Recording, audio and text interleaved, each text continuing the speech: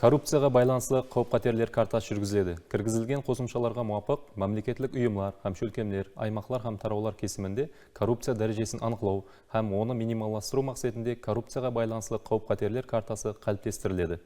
Қауіп-қатерлер картасы төмендегілер тикарында қалыптастырылады. Коррупцияға байланысты жинаятчылық статистикасы, коррупцияға қарсы күресу бойынша құқықты қолдану әмелиятын талдау, халықтың коррупция болған мөнәсебеті, коррупцияға қарсы күресу бойынша саясаттың нәтижелігіне байланысты мағлұматлар. Коррупцияға қарсы күресу бойынша жұмысты әмелге асырушы һәм онда қатынасушы ұйымлар һәм шөлкемлердің мәлімдемесі.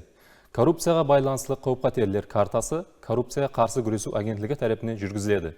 Коррупцияға байланысты құқық бұзарлық нәтижесінде түзілген бітімдерді хақиқи емес деп табу, низамда белгіленген тәртіпте уәкілдіклі мемлекеттік ұйымның маптар шақсының арзасына тикарланып суд тарапынан әмелге асырылады.